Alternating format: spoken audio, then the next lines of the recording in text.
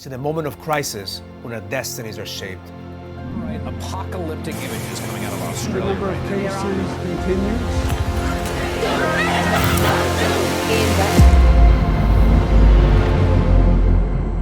The last 12 months, I've been tested in every single area of my life. It all started when my father passed away suddenly on Thanksgiving. The day before, I took my kids and my wife to see him, and we played, we laughed, we talked, and we had no idea it would be the last time that we see each other. Even though he suffered from muscular dystrophy, he was the strongest man that I knew, and the day that I lost him, I lost a piece of my soul. This is the hardest daily edge I ever had to do. This morning I woke up, I didn't want to do the ritual. I knew because the pain was going to be unbearable. I knew I had to face the pain, and I didn't want to do it. Last night we took my father to the hospital. He had a heart attack. He didn't make it. I don't want to cry anymore because I've cried for the last 3 to 4 days, and my tears don't hurt me as much as yours do. We appreciate everything that you've done to this point, but know that we've got your back.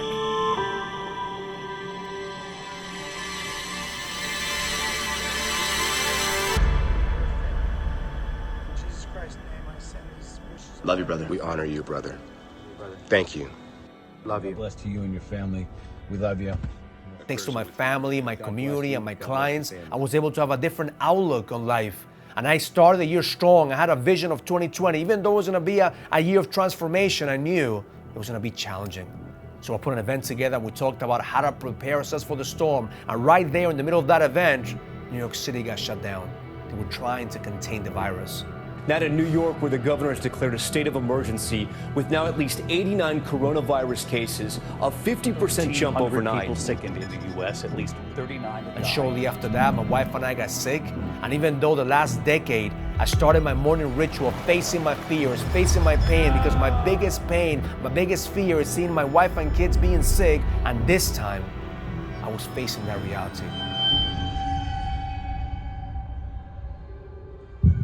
I remember as the fever increased, pleading with God to spare my kids, pleading with God to spare my wife, pleading with God to spare my life, and then God asked me, why? Why do you want to live? Why should I spare your life? At that moment, I had to realize that I had to have a deeper purpose, that I have to have a deeper answer, I have to have a deeper reason of why do I want to live. And then all of a sudden, when the fever started to go away and I started to get stronger, I started receiving all these messages from my clients, how the next level experience changed their lives, how this experience is actually getting them stronger to face their fears, to face their storms. And that's the moment that I realized that the work that we're doing here, the breakthrough work that we're experiencing, has prepared us for this moment, has prepared us for this crisis. Because you realize that all these fucking years, all this time, you've been taking care of everyone else around you, but you stopped taking care of you. You stopped feeding that fire, and the fire was still there. And that's the reason that in the middle of a pandemic, in the middle of a storm, in the middle of chaos, you're there to go into the darkness.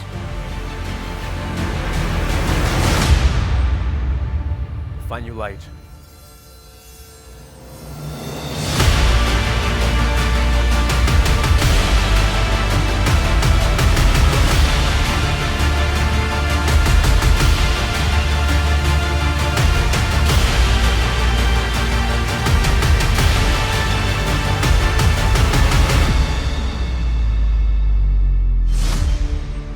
That's why you're here today. Because it's not convenient to be here and do what you do. Growth is never convenient, but it's necessary. This pandemic has tested every single one of us. Every single one of you that's watching has been forced to grow and expand.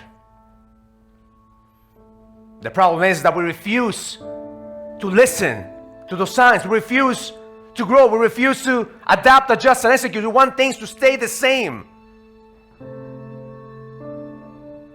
How kind of fuck things could stay the same if God and the universe are calling you to fucking grow and expand? Right now the world is hungry for leadership. It's hungry for men who stand for something. 12 months ago, I lost a part of my soul. My hero. The man that every single time that I had challenges, I would call him.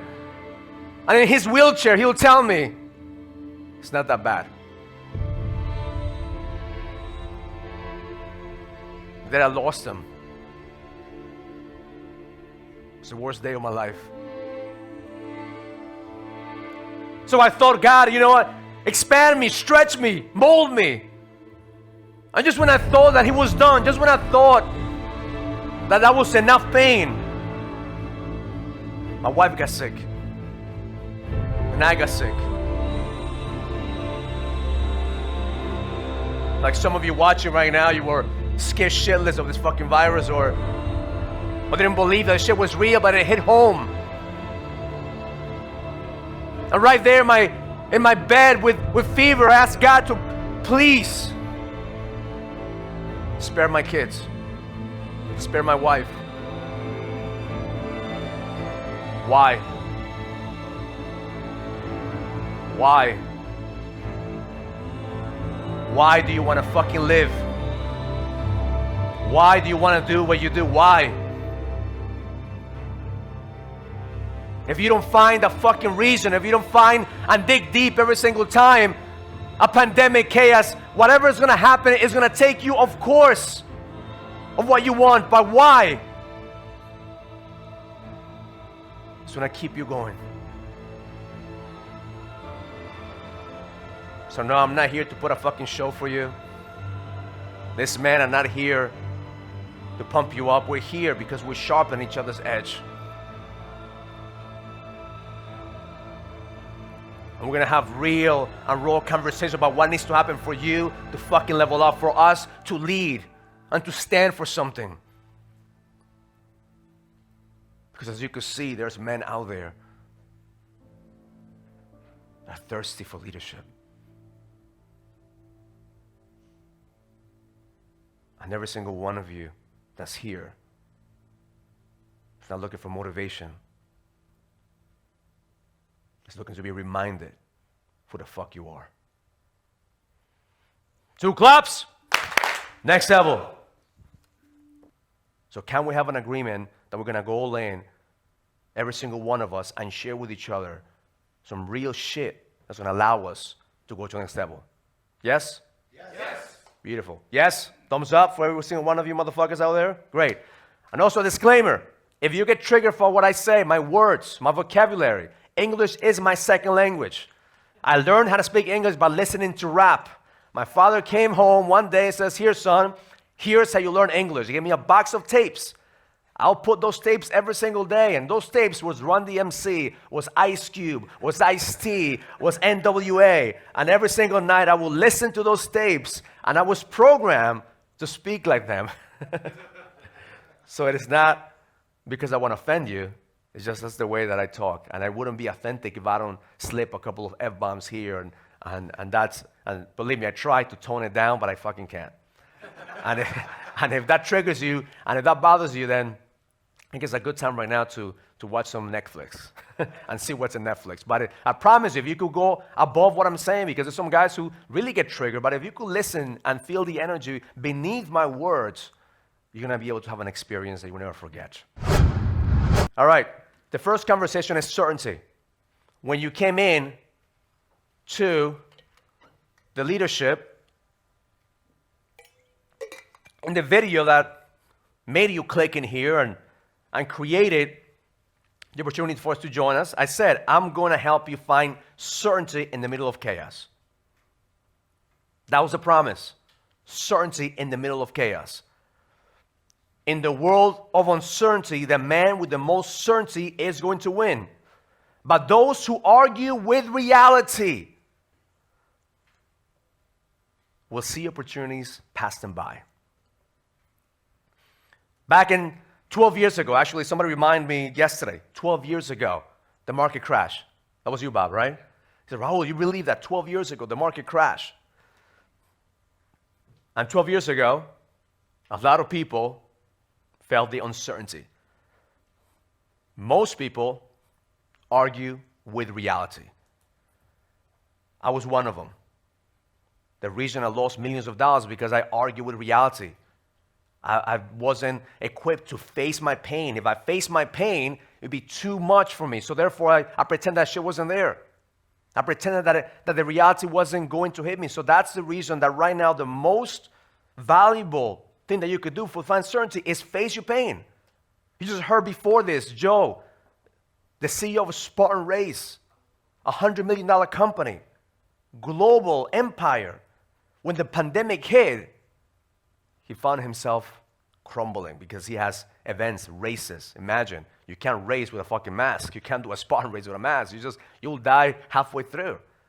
So he said he had to face his debtors. He had to face the people who owe money. So he had to negotiate. He had to face the pain. So if you don't face the pain, you're not going to find certainty. I know a lot of people say, Raul, if I face the pain, I'm going to fucking die. I promise you this, you're not going to fucking die. It will be painful, yes. Some of you guys have to cut some fucking dead weight, but it's not going to kill you. The next one is you can't win the fight just by playing defense. A lot of you guys are just trying to protect yourselves. You're playing defense. You can't fucking win the fight by playing defense. You have to start looking at yourself and being strategic, and don't get afraid to be in the ring. Some of us are so afraid of, Raul, if I get punched in the face, if this happens, I'm going to fucking die again. It's the fear of what's going to happen, and the what ifs is what's holding you back. So don't be afraid of getting in the ring. Don't be afraid of first facing your pain. Don't be afraid of facing reality. That's going to bring you certainty. The moment that you face your pain, the moment that you face your reality, even though some of you guys are thinking, fuck, Raul, you don't understand my financial situations, you don't understand my business, you don't understand my marriage, you don't understand my life. The reality is nobody gives a fuck about your excuses. What we give a fuck is what are you doing under the circumstances? That's what I did. I hid my financials from my wife. I hid my financials from my partner. So therefore, when I was fucked, then I had to face my reality because I had no other choice. But in the moment that I faced my reality, something happened. I became free. I said, okay, fuck, I didn't fucking die. All right, now I started to ask myself, how can I throw some punches? And if you don't throw any punches, you will get knocked the fuck out. All you have to do is throw some punches. Yes, you may not lay every single one of them. You might not knock your challenges off, but you're gonna get stronger. Most people defeat themselves before they get in the ring because they're afraid of facing their pain. That's what we do. If you see right now in the community, leaders are afraid to say shit on Twitter because of facing their pain. Leaders are afraid to fucking step up, afraid to what they're going to say. We are so worried about everyone else, and at the end of the day, we're not leading. We're not standing for what we believe in because we don't want to face our pain. But if you want to win, you have to accept that there will be pain. I said at the beginning of this presentation, there will be pain. Growth is painful. Expansion is painful. If you want to go to the next level, it's not going to be easy. Every single one of us, we're going to face challenges that sometimes is going to feel like we can't fucking go to the next level. But that's the moment that you have to believe. Those are the moments that actually call for more of you to be able to grow and expand. Fear of pain prevents you from getting into the ring. Fear of the what ifs. Fear of what if I lose Raul? What if she leaves me, Raul? What if this, what if that? What is the underneath of all that fear? Eric, what is that fear that holds you back? And sometimes you want to build a $50 million company, but you're stuck in a $5 million company. What is the underneath belief? Every single time that you focus on that vision of not where I want to be yet, what does it make you feel like? Depressed, down, negative, defeated. Yep. It brings you uncertainty. Every single time when you refuse to fight, you create more uncertainty. And uncertainty is underneath this, I'm not good enough. Nobody understands me. I'm alone. And then all of a sudden we feel that, and the body, and this is what happens. The body now is giving you feedback because the body's saying, well, you don't have all this, so then it gets weaker and weaker. No wonder we get sick. No wonder we attract disease because we're not in alignment. We want to know that we're not going to lose the fight, and then I'm going to get to the fight. I want to know that I'm going to succeed, Raul, and then I'm going to fucking play the game. I want to know that I could knock this motherfucker out, then I get into the fucking fight. That's not faith. That's not trust. That's you trying to prevent you from failing. Understand how crazy that is, that every single man is afraid of failure, but in order for you to succeed and make an impact, you have to be willing to fail. You have to be willing to step into the fucking ring. And then we wonder why we lost the edge, and we're not fucking fighting anymore. That's the conversation that I have with so many men. Yesterday, I shared with you guys, I did 1,000 interviews. Last week, it was my 1,000 interviews with men who've lost the edge. I've talked to 1,000 different individuals about why they lost the edge, and the common denominator is always they lack the permission to fucking go in. They stop playing the fucking game. They lost their connection with themselves. They lost their belief. They're like, fuck, man, I don't even know if I got it anymore, Raul. Like, we didn't pay attention to this shit, and it doesn't happen overnight. It happens gradually, little by little. Little by little. We listen to that voice in our heads that's constantly whispering to us, little by little, saying, hey, you're not good enough. You're not good enough. At the beginning, you fucking shave it off, but eventually, and a decade later, the motherfucker becomes a monster. Certainty doesn't mean that you're going to know everything. People ask me all the time, Raul, of course you go to the next level, Raul, because you have this or you have that, but the reality is I didn't fucking start with this shit. There was a friend of mine, I think he's in the Zoom meeting somewhere. He called me the other day, Raul, like I watch your videos, I was looking for a trainer, I was looking for a coach, and I see your videos, like, fuck, man, how did you become so a powerful speaker? How much certainty you have? What happened? Because he knew the other version of Raul. He knew the previous version of Raul, the one that was hiding, that pretended, that was wearing nice fucking suits. Every single time I go to a meeting, I had the best fucking Armani suits because I was hiding my insecurities under my fucking suits. And every single time that I will hide under my business, under my suit, under whatever I did, I was afraid of getting exposed. And then he asked me, what happened? I said, I fucking gave myself permission. Permission to double down on me and continue to grow. Permission to work on myself. I stopped giving a fuck what people thought about me and started doing Raul. Because at the end of the day, if you don't give yourself the permission, nobody else is going to fucking give you the permission. Most of you are waiting for your wife, your business, God, or religion, or the culture to give permission, and you're not doubling down on yourself. Certainty is created when you have a strong conviction that you will find a fucking way. That's what certainty is. It's not about knowing everything. I didn't know how to do these fucking Zoom meetings.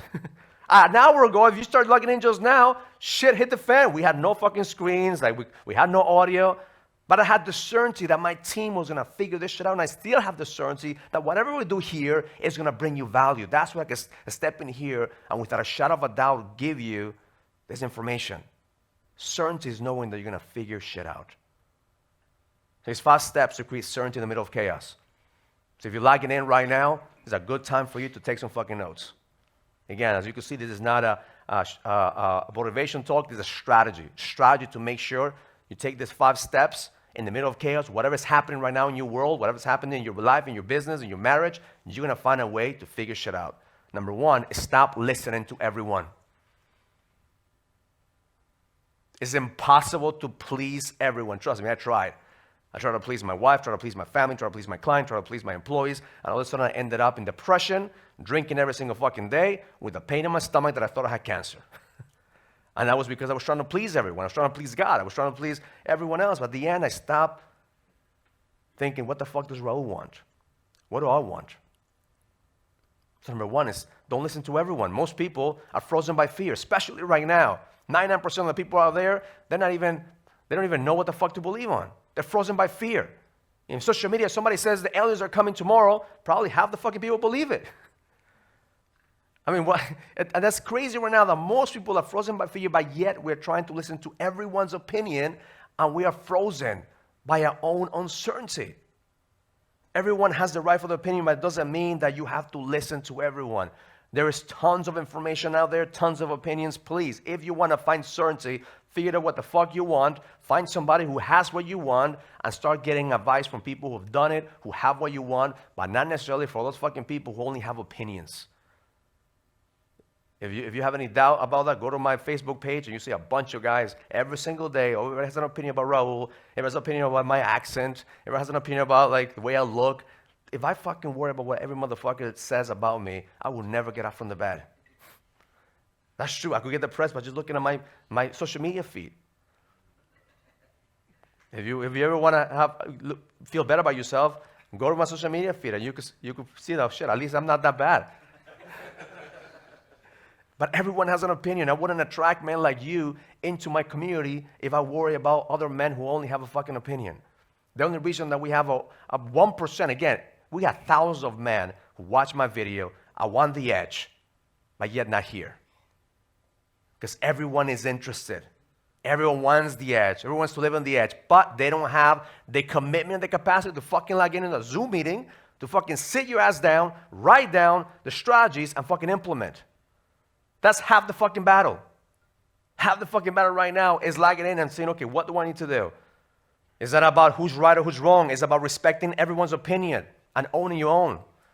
Yesterday, I said to this group, I said, if we're going to lead and we want to be able to attract people into our business, into our community, we have to have more empathy. You can't convince people about your opinion. You have to respect people's opinion. You have to have empathy, own who you are, own your shit, and respect other people's beliefs, respect what they feel. Don't try to argue with people.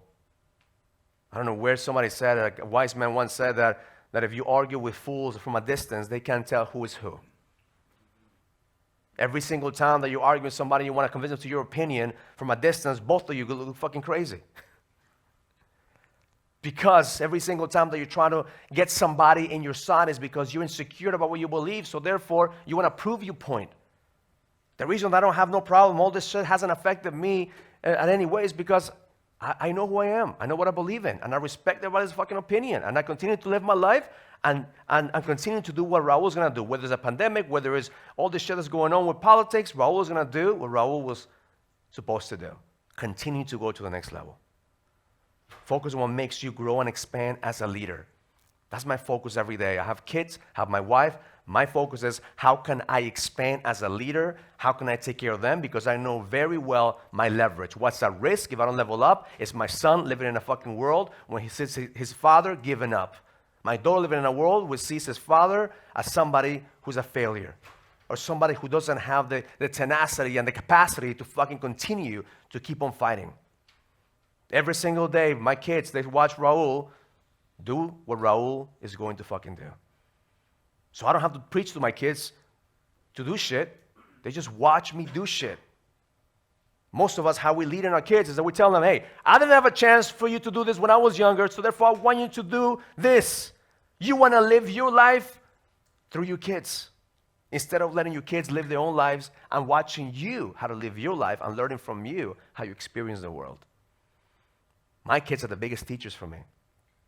They call me up in my shit all the time. Especially my little girl. She's like, Dad, I know you're an immigrant. You came from this country. I know you didn't speak English when you were 11. I know. But tell me, how are you? Did you have TikTok when you were 12 years old? Did you have bullying when social media? I said, I have real bullying. I said, I was getting my shit kicked in every single day. She goes, Dad, but that's the dark ages. People don't do that no more. Now it's cyberbullying. We could actually do it in the phones without getting hurt. I tell my kids, I'm going to be your biggest bully. I need to help them show emotional fitness so they could deal with all the shit that's going on outside. Number 2, stop overthinking. Some of you guys feel like, fuck, man, I'm constantly overthinking about shit. I don't know what strategy, Raul. I don't know whether to do this, or to go left or go right. We have to stop overthinking and keep on trying shit. If you look at what I've done, I'm constantly trying shit. Look, this is the first virtual experience. I'm just trying shit. Did I know how this was going to go? I have the intention. My guys who are speaking today, they were, Raul, 5 minutes ago, I gave you the plan. Raise your hand if that's the truth. 5 minutes ago, I said, okay, this is how it's going to go. We're going to try shit, and we're going to continue to fucking evolve. I don't overthink. I learn, I adapt, and adjust. Because imperfect action always leads to feedback. That's what I'm doing here, feedback. That's what I believe that constantly evolving and we sharpen each other's edges because I'm looking at feedback. Every single one of you that's in the Zoom meeting right now, that's part of the brotherhood, you log in every single fucking day and you give me your feedback with your King's Code. So the reason I'm able to create so much content and give you some insights is because I'm learning from over 100 motherfuckers every single day. I'm like the guy in the Matrix. I'm taking all this shit in and I'm creating the framework and I'm giving it to you in a form that you could actually understand it because it's your feedback, not what Raul wants to give you, what you want. The more feedback you receive, the better you become. That's all life is. It's all fucking feedback. If you don't pay attention to the feedback, when I got sick 6 months ago, guess what that was? Feedback. Fucking feedback. Shit, I need to get stronger. Right before I got sick, we had the event, and I talked to Bart, and Bart looked at me, and one looked at Raul, you look stressed out. So what are you talking about, man? I'm on fire, man. I'm good, man. I just had a boot camp. I have this leadership, and 2020 is gonna be fucking awesome. And he's like, yeah, but if going 100 miles an hour, you're not taking care of yourself. Like, man, like once this is over, again, the mentality, once this is over, then I'm gonna fucking slow down. And all of a sudden, feedback. My immune system was down. I couldn't fight the disease, and I got sick. And then once I learned from the feedback, now every single day, I'm fucking juicing, I'm priming my body. Like I bought a $1,000 fucking juicing machine. I broke one, I bought a cheap one because, I don't like to spend shit unless I'm committed. So I bought a cheap one, and every single day, juicing. Then that shit broke. Then I said, okay, what's the biggest one? Then the one that I could put in my kitchen doesn't seem like I'm a crazy guy. I bought this one that looks like a tool, man, like a drill. It has 2 drills going through, and the juice. I'm putting the celery, and it making like a noise like a car, like a flawless. Like it's like, man, I'm loving that fucking machine. My kids are juicing, my wife is juicing, I'm juicing because last thing I fucking want is another fucking situation like this, and my body to give more feedback. So 6 months ago, I had a wake-up call. I need to fucking listen to my body, listen to the feedback. Because at the end of the day, uncertainty is created when you don't listen to the feedback. What's going on here, guys?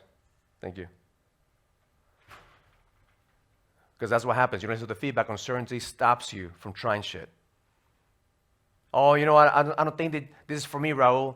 If you guarantee me you're gonna give me the edge, then I'm gonna listen to you.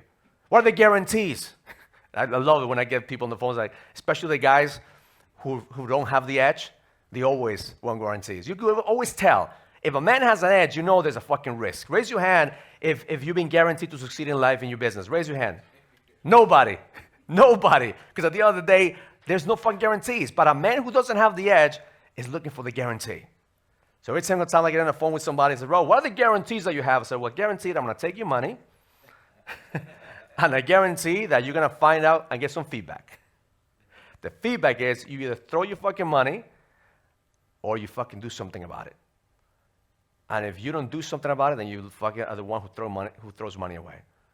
Now, we do have for some of the guys who are listening to this, that yes, we are going to honor your 30-day money-back guarantee for the $197 that you fucking spend. $197, it cost me $200 to send you the fucking box. So at the end, I'm here to bring fucking value. But there's no guarantees in life. There's no guarantees. There's no guarantees you're going to live tomorrow. So stop asking God to give you fucking guarantees. You give yourself the guarantee they're going to show up every single fucking day. Focus on progress, not perfection. That's a key principle that we teach constantly. The reason that we have uncertainty is because we're waiting for the perfect plan, the perfect moment, the perfect situation, the perfect strategy, the perfect Zoom fucking meeting, the perfect technology. No, motherfuckers, right now is a good time for you to start doing the shit I'm doing right now, which is adapt, adjust, and execute, and create a virtual experience for your clients and for your potential clients to see that you are the one who's leading the fucking way. It's not perfect. Find out what the fuck you need to do. In real estate, it's not perfect. Right now, the market is shifting. Don't wait until shit hits the fan. In finance is shifting. Don't wait. Try shit. Continue to try shit. Number 3 is don't try to change the past. How many fucking times do we continue to go back and say, Raul, if I didn't do this, or if I could have changed this, or would have said this, she would have not leave me, or this. Stop fucking changing the past. Stop trying to convince yourself that You could have done better in the past. No, you fucked up in the past. That's who you were. Accept it. Now, if today you're the same motherfucker, you can learn from it. You're going to, again, go through the same experience. Duplicate the past, you make into a future. Stop trying to live in the past or change the past. Don't dwell on what could have, should have, learn from the experience. Because we spend way too much fucking time trying to fix the past, and we start creating a future. So many of us, we constantly create a story in our heads of like, Raul, I need to fix shit. Understand one thing.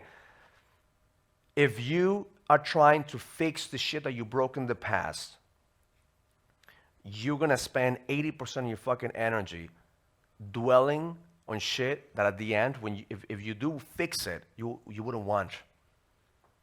It's like, we have a toy when little kids, right? And we break the toy, then we try to glue it and fix it. At the end, we don't want the toy anymore. Start creating opportunities. Learn from what you have in the past. Learn from the experience and continue to push yourself to create a better vision. Because if you don't have a better vision, you're not going to be able to have certainty. Create a vision that will pull you forward and is worth fighting for.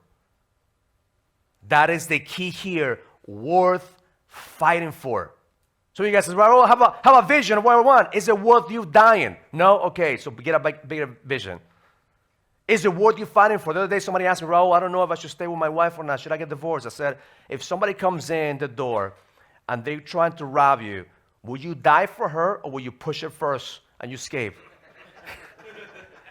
He was like, I don't know. I have to think about that. Well, that's your fucking answer. If you wouldn't fucking die for her and you're like, honey, get back. I'm going to fight these motherfuckers and I'll die for you. Then obviously you're not all in that relationship. Primal minds, like if shit hits the fan, if you're looking for the escape route and you're leaving your wife behind, then that's a good situation for you to consider. Another guy says, Raul, I love her, I will die for her. Well, now it's time for you to fucking fight for her. Now that's a vision worth fighting for. Now you fight for her. Now you ask yourself, like, who do I need to become in order for me to fucking create that experience with her? Same thing in your business. When you let go of the past, you will create the capacity to turn that vision into reality. Every single time that you're stuck in the past, you're spending unnecessary energy. Raise your hand right now in this room. Actually, raise your hand in the Zoom meeting too. If you spend more than 50% dwelling on past failures, raise your hand. If past failures take your energy, yeah. There's a lot of guys in here. Raise your hand in here. I want to see some hands in here. How many of you guys are dwelling on past failures? There's a bunch of you guys in here that are dwelling on past failures. Well, that's why you can't go to the next level. That's what is holding you back. That you're stuck in the fucking past. You're stuck in the shit that you could change. But listen, I'm the first to admit I made many mistakes. Mistakes that sometimes I don't even want to admit with myself. But the moment that I admit to myself, the moment that I own my mistakes, I fucking learn. I fucking learn how to become a better human. And here's one thing that's going to happen. The people in the past that you made mistakes with, they're never going to let that shit go. They're never going to see you different. You hurt them, you're going to be the same motherfucker until you die. But if you are constantly trying to, again, change their mind, because, hey, I've grown, I have the edge, I'm going to the next level, I'm not the same asshole I was 10 years ago, trust me, believe me, hey, come to the event, come to see, look, Raul has told me these things. They don't fucking care. They don't fucking care. Stop trying to convince people and just own it and move on. It's a different version of you that needs to evolve. A lot of people are holding back because we want to please the ones in the past. Number 4 is find your rhythm. And that's one of the things that I constantly tell every single one of you guys, like, find your flow, find your rhythm, find what gets you motivated. Create a structured routine and be consistent. If for some of you guys who were here at the pre-event that logged in, we just gave an award to we call it the most consistent motherfucker award. And we'll give this award to a man that's consistent, that has a routine, that is constantly working on himself, constantly making sure that he's giving feedback to himself. And the app and the system that we use allows us to look at our patterns and our triggers to be able to find, are we being consistent or are we just talking shit? Because a lot of us love to talk a lot of shit. Man, Raul, I'm gonna build this. I wanna fucking, have 100 fucking episodes in that podcast. Until, okay, are you being consistent? Look at the track record. Shit. Look at the track record. Don't overreach yourself. Look at your track record and find your flow, find your rhythm. You talked about, doing push-ups. How many of you guys, when Joe came here and did the burpees, like, oh, fuck, more burpees. Yesterday we had, I think, enough of burpees for a week. But he comes out like, oh, do more burpees. Like, shit, some of you guys, your body was hurting. Some of you guys here in the Zoom meeting, I saw you burpees. They were not burpees. You were just, squatting. No, burpees all the way down. That you need to fucking have the consistency in your body. You have to find a routine for your business, a routine for your marriage, a routine to get you into the rhythm. And keep adjusting until you find what creates flow. Keep adjusting your routine. If you don't adjust your routine, if you just continue to do what everybody else is doing, you're not going to grow. Adjust the routine. Find the flow. See how can you increase your capacity? How can you increase your strength? And the first thing is, don't leave anything to chance. Certainty is not going to come to you just because you woke up one day and said, hey, I'm feeling so fucking great today. I'm going to feel like great. If you have those days, fucking own it. But you can't leave certainty to chance. You need to program yourself, find the flow, find the certainty, so it's engineered as opposed to being by default. And you adapt, adjust, and execute every single day. That's the mantra, especially the mantra that we live by here. We adapt, adjust, and execute. And the fifth one, which is one of the key things that I'm constantly grinding in every single one of you guys, is count your wins. What are your wins? Count your wins. We don't count our wins enough. We're constantly struggling about our failures. We could count all the shit that we fucked up on the past. We could find all the shit that we've done bad, but we never count our wins. The moment that you start counting your wins, the moment that you start focusing, okay, how did I create progress? How did I adapt, adjust in here? Then from that place, you could build momentum. Yesterday, one of the sessions that we had here, I told them one of the best things you could do is find a gratitude journal. Every single night, gratitude journal, just write down 3 questions. So it'd be a good time for you to write these questions down. Number 1 is, what are the 3 things that I'm grateful for today? What are the 3 things that I'm grateful for today? Number 2 is, what did I do today to get closer to my ultimate vision? What did I do today for me to get closer to what I want? And number 3 is, who did I help? How did I contribute? How did I bring value into the world of the marketplace? Simple fucking questions. If you write those 3 things down, when you go to sleep at night, your mind is going to be starting programming itself to start thinking about those 3 questions. In the morning, when you take out your journal again, they're going to expand. They're going to expand. 3 questions. Because you can't build momentum focusing on the losses, and you build certainty by focusing on the wins, and that's when you start appreciating the gifts. That's the moment that you start really seeing the work on writing down and journaling down gratitude. And at the end of the day, if you don't appreciate the level that you're in right now, you can't appreciate the next level. The biggest challenge that I see with men right now is, Raul, if this happens, then I'll be happy. If I have this, then I'm gonna have the edge. Stop asking if. Stop asking, how can I find what I'm looking for in what I have today? Appreciating the gift. Working with Raul, specifically for me, it's been a real unique experience. He exposed some truths to me that I really didn't like. In fact, I hated to hear them because they were truths but things that I had to bury. And as a result of doing that, though, I love him immensely. My life has been able to continue to grow, and I've been able to become a better man, a better husband, a better person overall. My intention is to dig deep inside your soul and help you see what I see. Ever since I first met Raul with the first phone call we ever had, he is a genuine and authentic person in this world of so much fake and inauthenticity. 4 years. Crazy amount of growth. All the veterans 2 years plus, raise your hand. It's been life-changing for me. Put it this way, I've gone through different cycles. Being here 4 years, there's been up and down.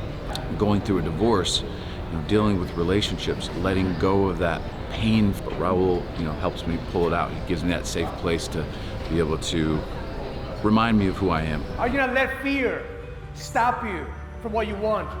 Are you letting fear consume you every single thought of the day? I've done a lot of different programs, and I rarely have access to the main guy. Being able to work with Raul directly and being able to get guidance from him directly has just been invaluable. Being able to adjust your mindset, because so many times we feel lost. He just has something about him that he's able to go in, you talk to him, you shift, and you execute. It's been wonderful. The value, you can't put a price tag when you're investing. Your number one asset is you. It's created a bond, a brotherhood, that we help each other. It's not just about the Raul show anymore. It's really about brothers helping their brothers, and Raul's just one of them. And we lift each other up, we hold each other accountable. So if you have the opportunity to work with that man, I strongly suggest that you do it. Are you ready for the storm? Are you ready for the chaos? Because right now, this country is going through a storm and a chaos. Ever since 2008, we've never seen something like this. But see, I know one thing, I've seen this before. And the man with the most emotional fitness and the mindset will take advantage of the storm. And the reason that I'm here is because I asked my clients to come in and spend 2 days with me so we could prepare ourselves for the biggest opportunity right now in the market. Because your business and your life will change forever. But the man with the most certainty is the one who's going to take advantage of the market. And it's time for you to lead. You can't buy into fear. You can't buy into uncertainty. Your family, your community, your business needs you to become the leader that you were destined to be.